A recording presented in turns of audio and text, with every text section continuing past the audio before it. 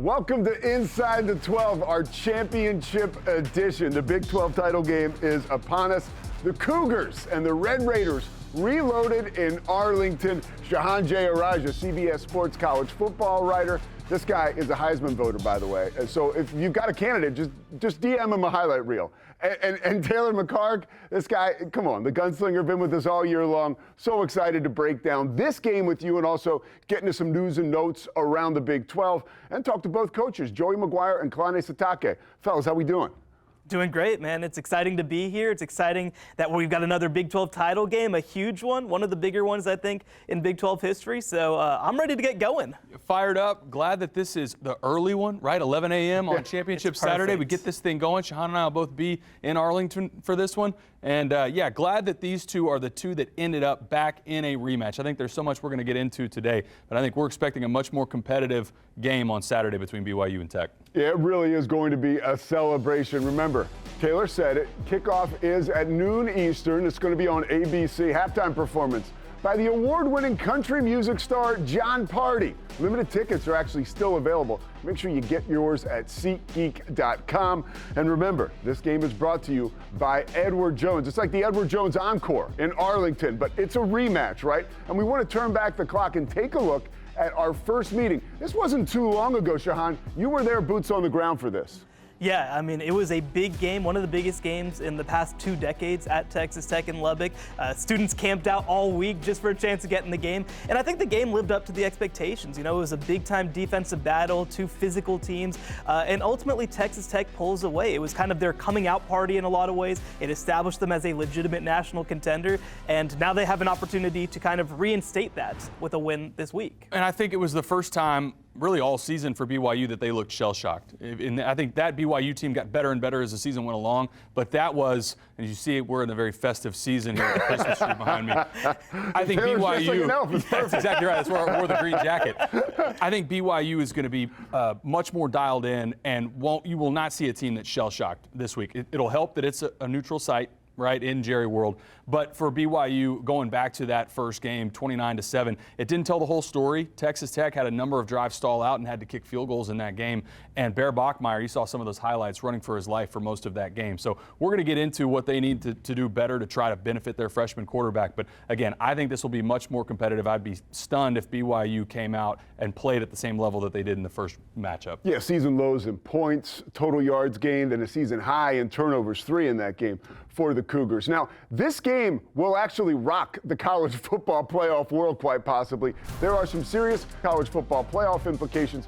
Shahan, when you look at that, what's the number one thing that jumps out at you when you consider either way this game could go?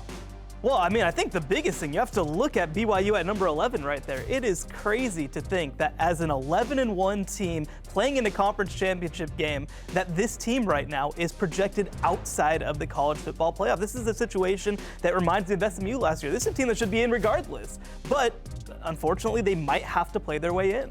I think Alabama at 9 is the team that I would be paying attention to if I'm a BYU fan, because they are also playing in the SEC championship. And the reason I say that, if BYU were to, obviously if they win, they're in. And I think Texas Tech would also be in as well. You'd have 2 there.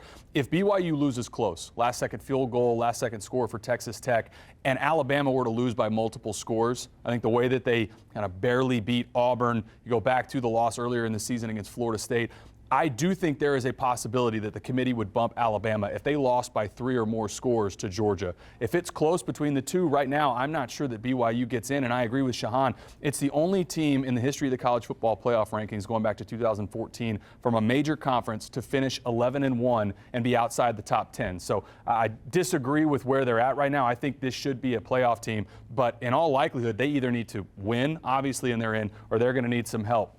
Well, and one thing that I will say is that we've heard repeatedly from CFP chair Hunter Yurachek that this is a situation where they felt like BYU did not play up to the level of Texas Tech when they played the first time. So I think that means that there's a situation and there's an opportunity for BYU to rectify that in a game like this, even if they don't come away victorious. 100%. This game has the feel and the buzz of like a big-time Tyson fight in the late 80s, early 90s. So fitting, we go to the tail of the tape, right? Let's look at these two teams statistically, how they break down. the offense for Texas Tech has been strong. The defense has just been unbelievable. They're going to be racking up awards when you look at that front three we're going to talk about in a little bit. Romello Height, David Bailey, and Jacob Rodriguez. Statistically, what jumps out at you, Taylor? That this is the best front seven, I think, in all of college football. Forget the Big 12. You talked about David Bailey leads all of FBS in 70 quarterback pressures. Jacob Rodriguez creates a turnover a game, right? So that front seven, wow. It doesn't matter who they're playing against. They get after the quarterback. You saw that from the highlights in the first matchup against BYU. And I think that when you think about Texas Tech not just winning a playoff game or two, but competing for the national championship, I think that's the element of their game that will translate. Defense travels. You see that. Imagine they'll have at least one, potentially two home playoff games. But when you get to the neutral sites against teams out of the Big Ten and the SEC, this trio right here, these are the guys that ultimately, if you're winning those games against teams like Georgia and Indiana and Ohio State, these are the guys that you need to play well, and they have all year. Shahan, these three guys on the screen right here, you could put them next to Heisman, Bednarik, Lombardi. Those are all big-time awards and some hardware that these dudes are being considered for right now. Three guys on the same front. And by the way, Lee Hunter belongs on this graphic too at defensive tackle. I'm somebody who helps pick All-America teams. I'll tell you what, the All-America committees know about all of these guys. They're all going to have a chance to be there at the end of the year. You mentioned David Bailey and Jacob Rodriguez are the only teammates to be finalists for National Defensive Player of the Year. That does not happen very often in college football. You're going back decades the last time. So, look, we could talk about, hey, this is one of the great fronts in the Big 12 in college football. I can tell you definitively, this is the best front seven in college football. Well, let's turn the page now and start to talk about the Cougars. They are one of the best stories in college football, thanks to Bear Bachmeier and Kalani Sitake, who we were going to talk to shortly. But when you look at their identity, Taylor, let's start with you. What do you see this team's calling card as? That a team that's gotten better and better as the season has gone along. I think the win over Utah in the middle of the season was the turning point for them because their schedule got more and more difficult as the season went along. Then they had to play Texas Tech. Then they had to host TCU, who was playing well at that point of the season. Had to go get a win against Cincinnati on the road. And I think each week for them, remember, Bear Bachmeier was not the starter until June of this year. Right, we know all this, everything that happened with Jake Retzlaff going back to the summer.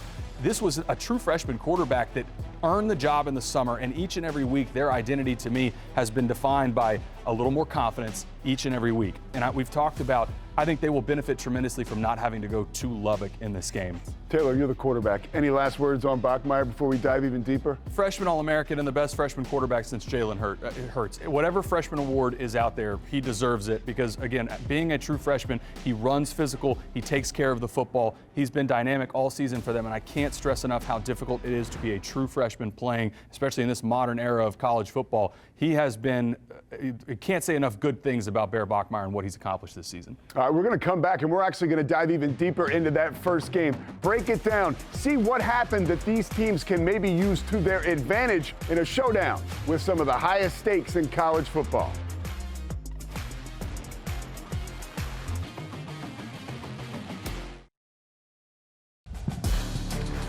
Inside the 12 is brought to you by Hell of a Good Dip.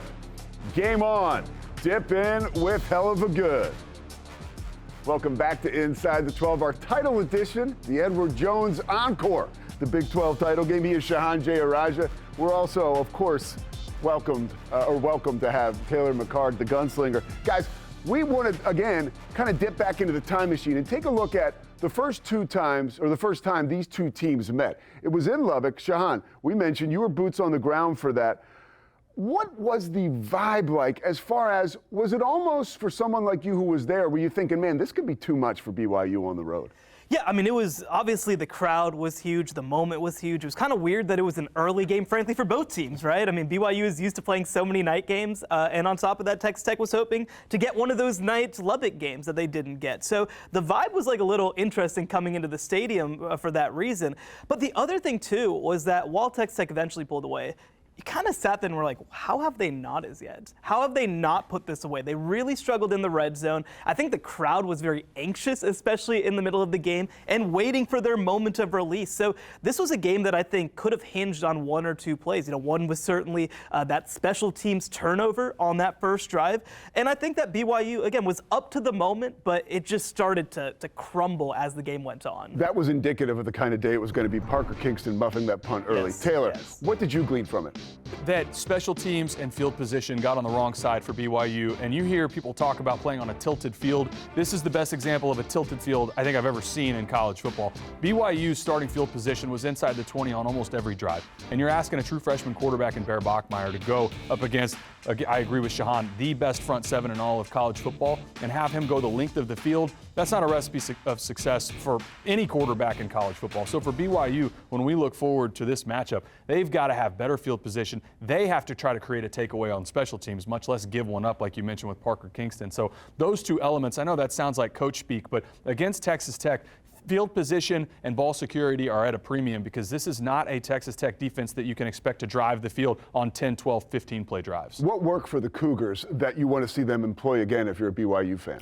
Well, the red zone defense, if they could emulate that again and force Texas Tech into field goals, I think that's best case scenario when they have the ball. And then for BYU, this is an offense that they've done such a good job in their RPO game, right? When they can do play action, get it to third and medium, third and short, and then throw RPO game off of it, that's when they are at their best. But you're going to see clips, this is going back to that first matchup. There's nowhere to go with the football. And Texas Tech is so good at forcing teams to run sideline to sideline and then pursue and create tackles for loss. That's not the game here. You see Bear Bachmeier, he gets loose. This was the big shot that ended up on all the highlight reels for Texas Tech. You need to avoid hits like this for your freshman quarterback. So for Texas Tech, this is their game. If they can get you to third and long, second and long, that's a great example of it right there at 2nd and 10.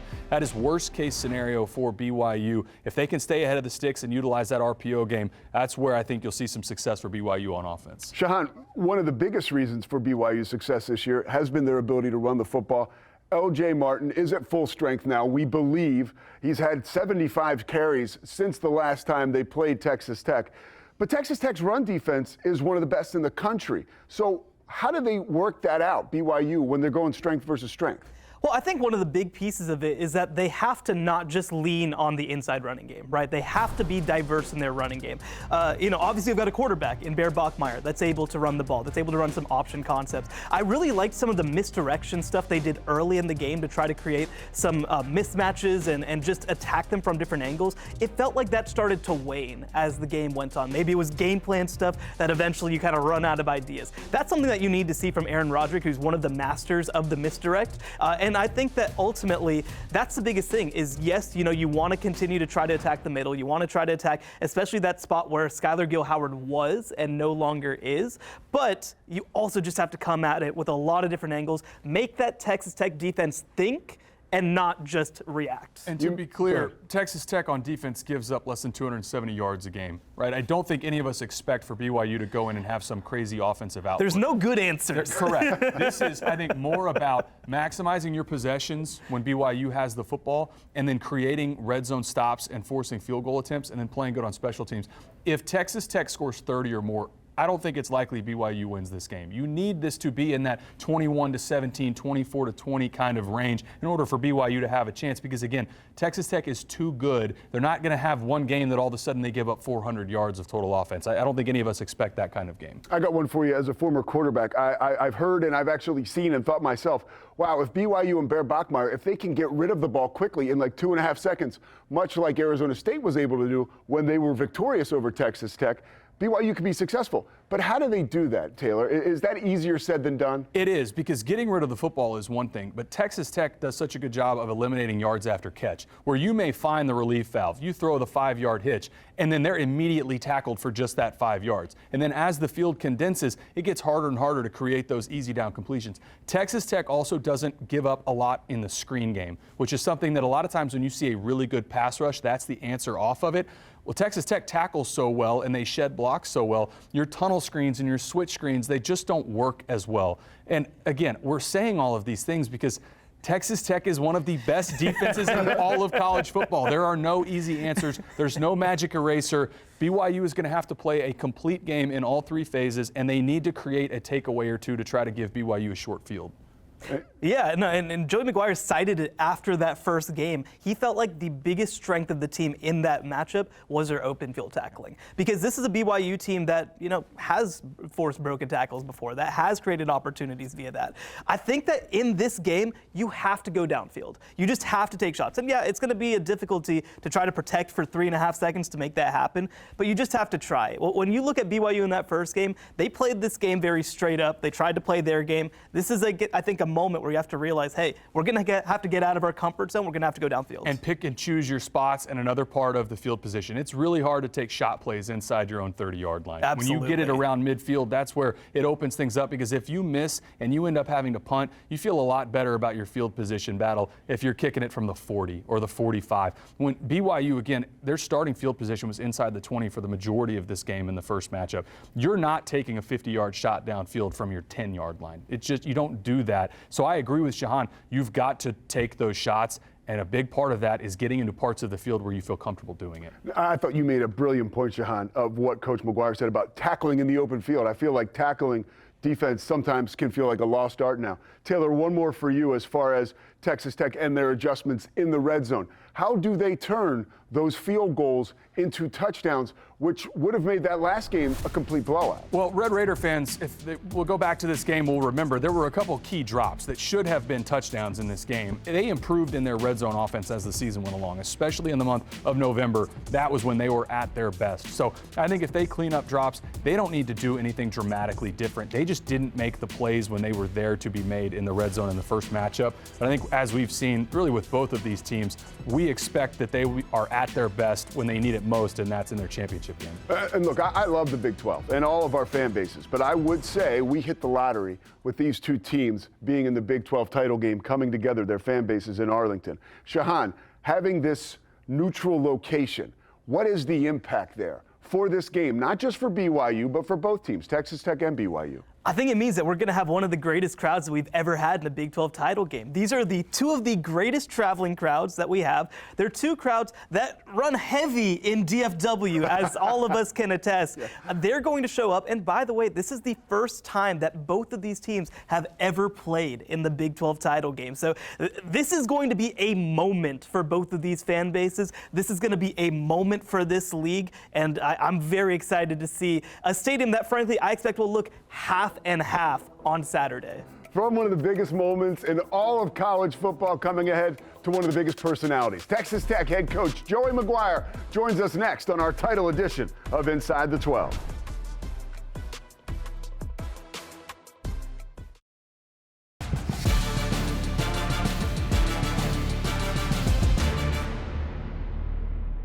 Welcome back to Inside the 12. The quarterback, Taylor McCarg, and the CBS College Football Insider, Shahan Jayaraja. I am Pete Souza. Of course, BYU and Texas Tech getting set to do the championship thing in the Edward Jones Big 12 championship game. And we are so lucky to be joined right now by one of the most charismatic guys in all of college football. He leads, they follow, and wherever you go, coach, you win. And now here you are on one of the biggest stages, getting set to play one of the biggest games in the school's history.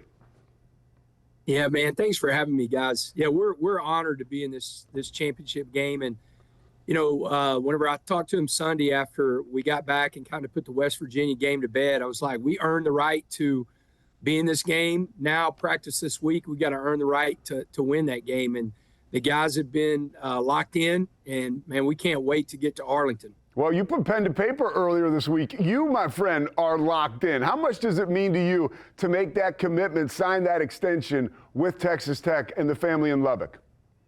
Yeah, it's huge. I've been 4 places. I was at Crowley for 3 years. I was at Cedar Hill for 20. I was at Baylor for 5 years. And I said, I'll die in Lubbock, Texas. And that's what people don't understand. Whenever you're never going to hear my name linked to any job, because I don't want to be anywhere else. I have the best job in the country, and I have the best backing in the country. Our fan base is incredible. Our administration. I mean, you see what our donors are doing whenever it comes to NIL and revenue sharing. And so why go anywhere else? I'm a Texan. I love this place. And again, I hope I'm not dying tomorrow, but I'll be here until I die. Well, Coach Maguire, I mean, obviously we had a chance to chat this offseason, and there were high expectations heading into the season to reach Arlington. After going through this season, are you even a little surprised how much this came together? Honestly, I'm not. Just from the standpoint of you could tell in spring football, whenever you were around Romello Height, when you were around Lee Hunter, just the people they were, but also the football players they were. And then, the leadership that we have in Baron Morton and Jacob Rodriguez, Bryce Ramirez, those guys that have been here from day one. I just felt like if we could stay healthy, we could really make a run at this thing. And it's easy to say because of where we're at right now, but I did feel like coming out of spring football, we had something really special. Coach, when you guys think about the initial matchup between you and BYU, that margin of victory, it didn't tell the full story. You dominated that game, but it looked closer in the box score than it really was. Red zone offense specifically, do you feel like on that specific side of the ball and in the tight red zone area that you guys have improved since then? Yeah, we've been playing better, especially the last two games. BYU had a lot to do with that. They're a really good defensive team. I mean, I do feel like that this is the best two teams in the Big 12 this year that are playing in the championship. And, we have our work cut out for us. It's hard to beat somebody twice. We know what we're playing for. We want to stay in the top four, and we want that bye. And, whenever you look at it from BYU, they're playing, they win the game, then they're in the playoffs. And so it's going to be an absolute war. It's going to be an entertaining game, because we both are playing for so much, and two really, really good teams that are extremely physical, well coached. Kalani's one of my favorite coaches in the business. I love that guy. I was fired up that he stayed at BYU. That's great for BYU in the conference. It's going to be a war. I mean, it's going to be a fun game to watch. When we look back at your season, Coach, it's hard to overlook, your first appointment with BYU at home, riding that tidal wave of College game day to a huge victory. When you play a team a second time, I know you mentioned earlier this week you got a note from Mac Brown that said you're really playing up to a standard that you set, not necessarily an opponent. But how do you ward off maybe an overconfidence for your team who's outscored opponents 43-11 this year on the season, and now you're playing an opponent in a title game that you've beaten before? The biggest thing that, and we always talk about this, the film is like looking in the mirror. And I challenged my guys Monday to sit down and go back and watch that game, get the call, and look at what they should do. And the question was, did you execute at a high level? Were you the hammer or were you the nail? Like, did you get out physical on that play? And there's some times right there, if you just look at play by play, I mean, y'all said it perfect. We were not good in the red zone. We kicked 5 field goals. So, it's always the scoreboard's one thing, the film's another. And there was stuff on film that I know they feel good about, that they could have played better. And then there's plenty of stuff on film that we could play better, against those guys. And when you're playing, they are a really big physical football team. Their quarterback's probably 250, 260. Their running backs 230 plus. They can beat you up. And so we've got to be the more physical team. And that's been the challenge all week long for our players. We are looking forward to this heavyweight fight on Saturday in Arlington. Coach Joey Maguire, thank you so much for spending the time with us on what we know is a very busy week for you. Thank you, man. Wreck 'em. Good luck, Coach. There he goes, head coach Joey Maguire. Shahana, I want to give you an opportunity to build on a little bit what you talked with Coach about. Before the season, you write this story for CBS Sports about how this whole team was built, not bought, and you did a great job of illustrating how this thing came together. Yeah, I think that it's so easy in this era to kind of just jump out and say, well, they just spent a bunch of money. Yeah, I mean, they did spend a bunch of money. Let's be clear about that. But I think that when you look at the success that they've had, so much of it has to do with the identification that they did, of understanding what their holes were, of understanding what guys would fit into their culture. I mean, look at a lot of the top 5 transfer classes in the country. There are some fired coaches on that list. This is a team putting together its most historic season in history. We're going to go around the college football world, specifically the Big 12, and hit on the hottest topics out there people are talking about when we come back on Inside the 12.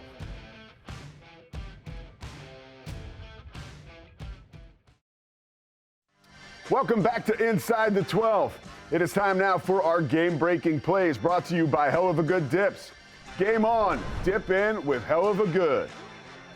Fourth quarter, Kansas and Utah, Jalen Daniels was not looking for Elijah Davis, but that's who showed up. 97 yards all the way to the house. Utah wins 31-21 over the Jayhawks on the road. We head to Fort Worth. TCU trying to get to that 8th win of the season, hosting Cincinnati. How about Josh Hoover to Jordan Dwyer? 69-yard touchdown. Another big day for Hoover. 19 of 22 for 306 yards and 4 touchdowns. TCU rolls 45-23, and they get that 8th win of the season. And getting ready for this Big 12 title game, we have gone back and talked about Parker Kingston muffing a punt. That game against Texas Tech earlier in the year. Shame on us. Look at this. You want to talk atonement. 55 yards to the house. BYU winning at home 41-21 against UCF. This is the Parker Kingston I'm used to seeing.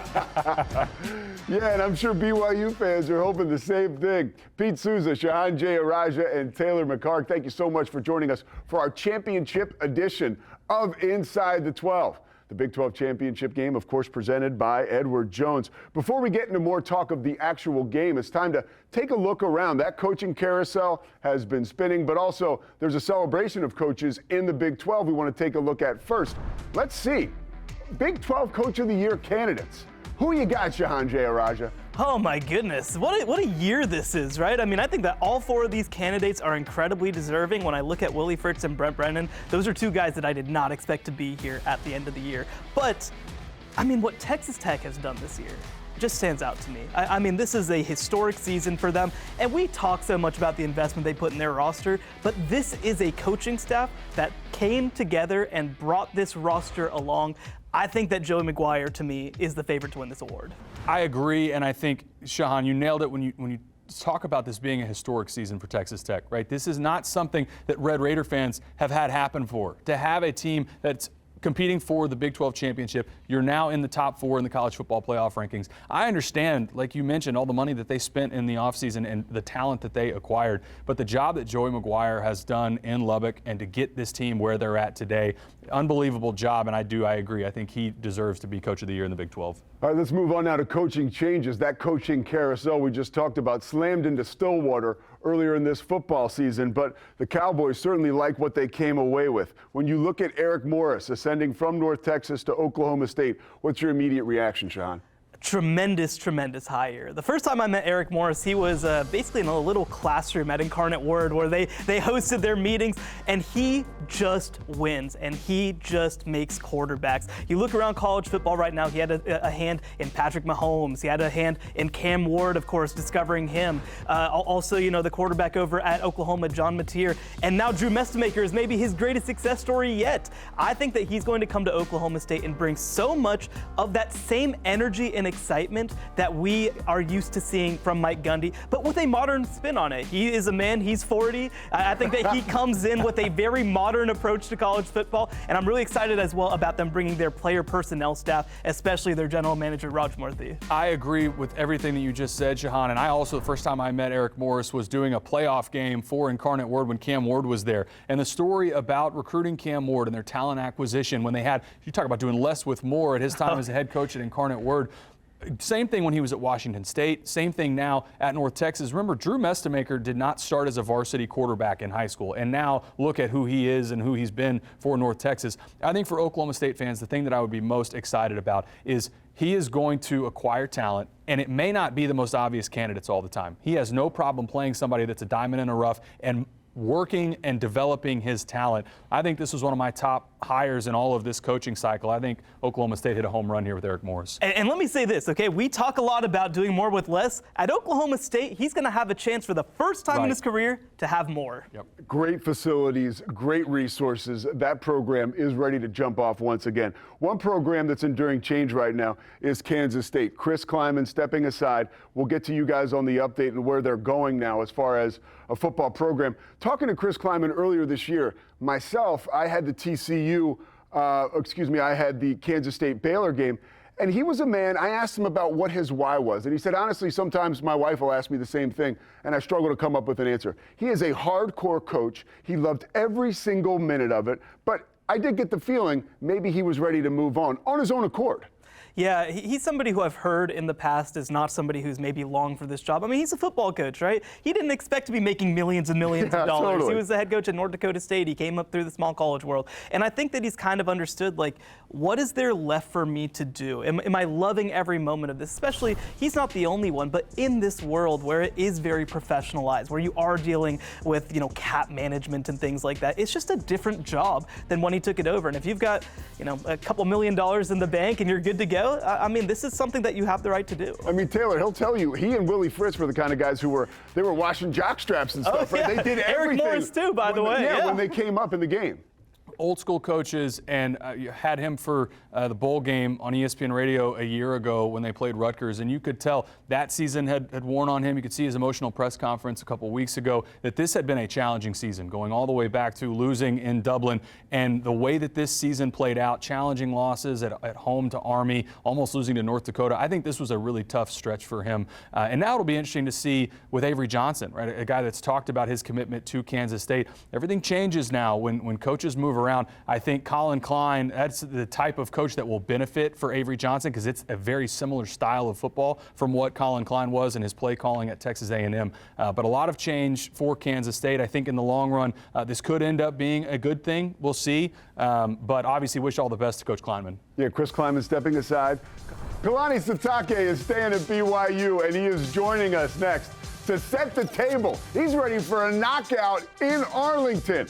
Will Texas Tech be ready? We'll find out the inside from the coach when we come back.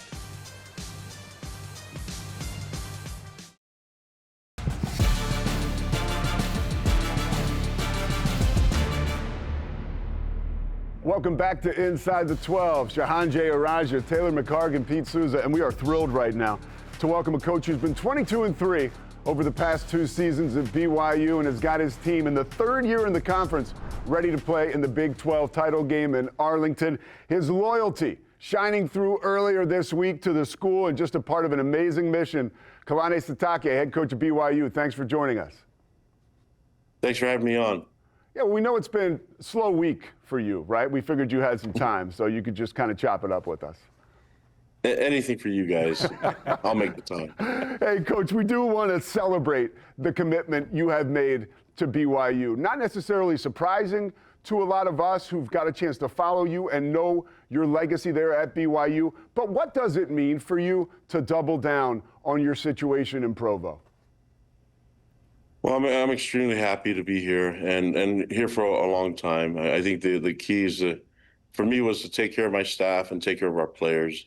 When I've had, it's awesome that people have been interested in me and that universities have contacted me. But, when it was all said and done, the timing of it all, I was thinking about just talking about things at the end of the season after the championship game. But, things got sped up when everything started going crazy, and it became a distraction to the team.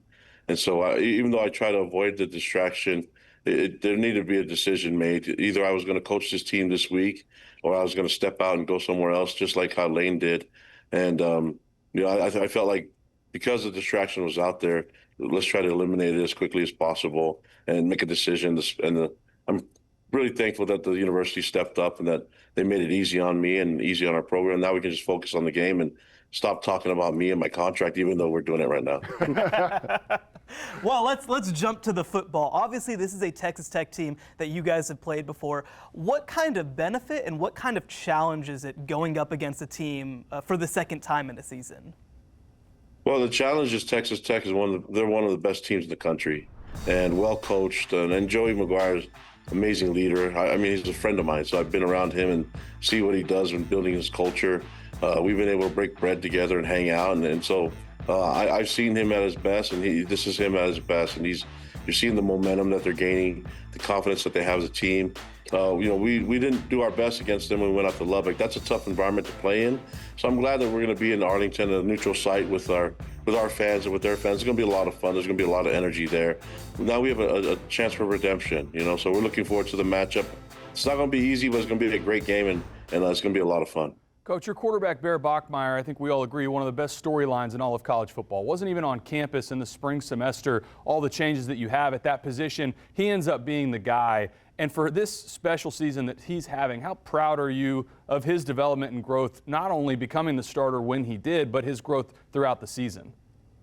Yeah, I've been really, just really impressed with him overall.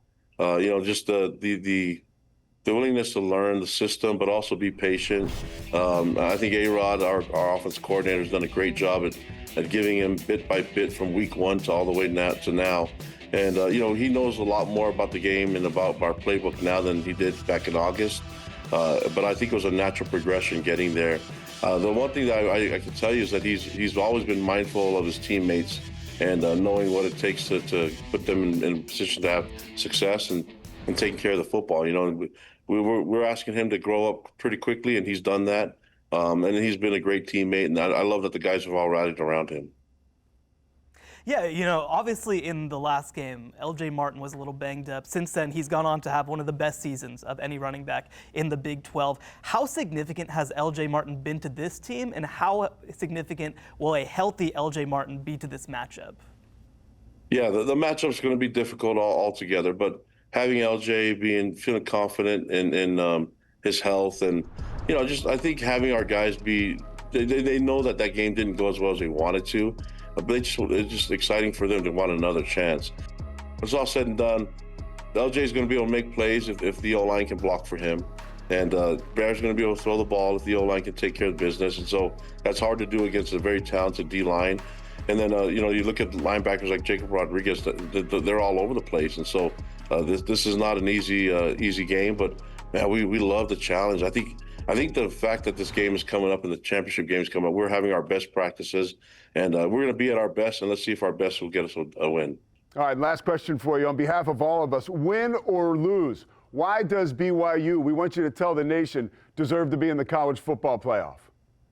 Well, we're in the championship game. I think it's just difficult for teams that aren't playing at all this weekend, to be waiting, and they get bumped into the playoffs by other people competing.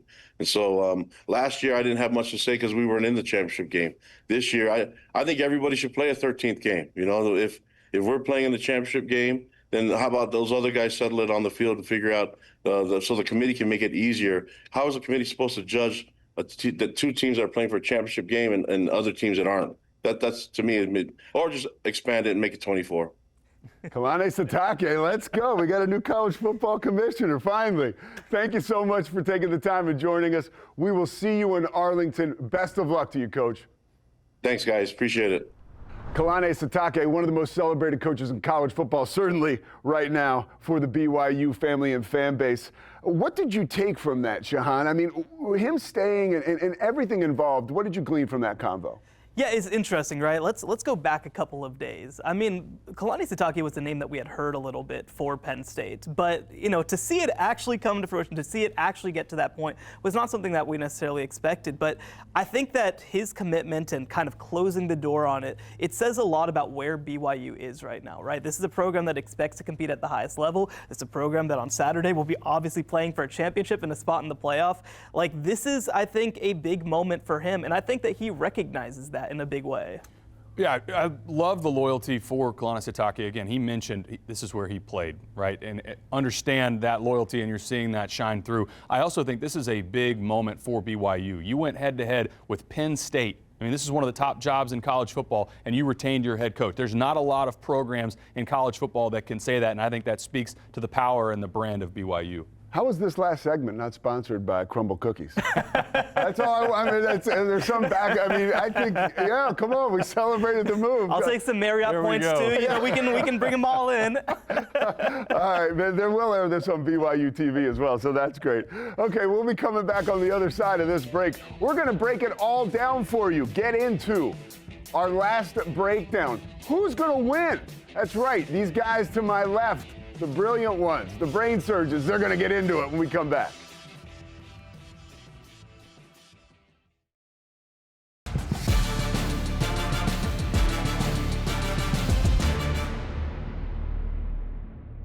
Welcome back to our title edition of Inside the 12, a preview of the Edward Jones Big 12 title game in Arlington. Shahan Jeyarajah, CBS College Football Insider, of course, the gunslinger, Taylor McHargue, ESPN and CBS's own. We've had him on loan all season long. Been great stuff, but we are not finished yet. We're ready to break down this game, and we all can agree it starts and ends with the quarterback. So, Taylor, take us into this star-studded edition, this high-stakes edition of the Quarterback Club. Our final edition of the Quarterback Club. And Baron Morton, a guy that we've talked about already this season, Bear Bachmeier as well. But two different stories, right? And for Baron Morton, it's been, West Texas kid. He's been on campus in Lubbock for a number of years, built to this moment. Bear Bachmeier got on campus in June, was not expected to be the starter. We know what happened in the offseason, and he's now thrust into this position, has gotten better and better as the season has gone along. And we're going to show you some clips of what has made both of these guys so special. With Bear Bachmeier, his element of using his legs and being a physical runner has been huge, and a lot of it's been his decision-making off script. This is a small example of just picking up a first down. This isn't a 70-yard touchdown run, but these are the little things for a freshman quarterback. Watch this. Gets to his back of his drop. It's not there. Recognizes, get vertical, and then get down. Don't take the unnecessary shot. That's veteran out of a freshman quarterback. This is another example of a young guy making a good decision. The pocket collapses around him. Find my relief valve. And it's not a great throw. It's not the most accurate throw, but he's on time and accurate enough to create something out of a play that could have been a sack. How many times do you see freshman quarterbacks panic there? On the other side, for Baron Morton, consistency would define to me his season.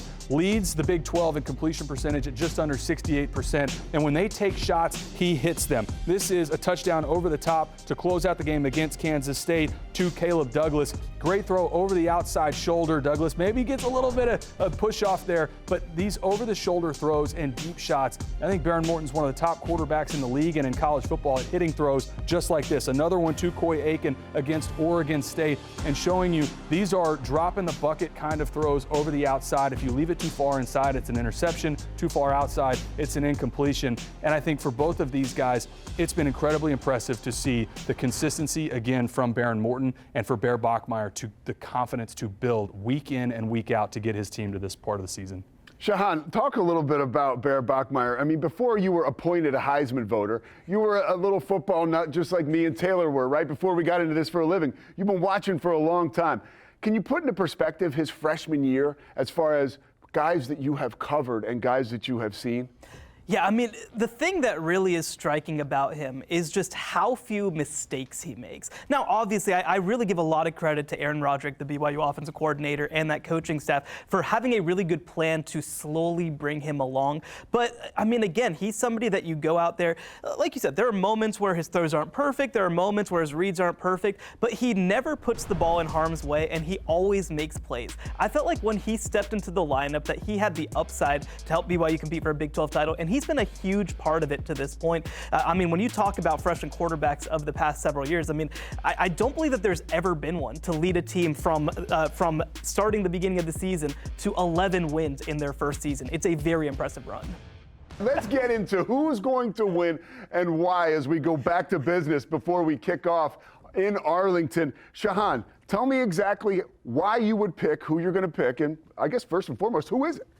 Yeah, I'm going to go with Texas Tech. Obviously, this is a Texas Tech team that's been building to this moment, not just this season, but for the past couple of years. And you just look at the matchups in this game. They're going to have a really good chance to win a lot of them. I mean, the thing that's striking to me about Texas Tech versus BYU is that they just have so many easier pathways to competing in this game, whether it is getting after the quarterback, whether it is the emergence of Cam Dickey, by the way, at running back, who's a guy who we really haven't talked about much on this program, whether it is that receiving core, whether it is the experience that Baron Morton brings to the table. I think that this is just a team that's ready for its close-up, and also there's no concern that you have that they're going to overlook this game. They cannot take for granted winning a Big 12 championship. They've never done it before. No doubt. And I'm right there with you, Shahan.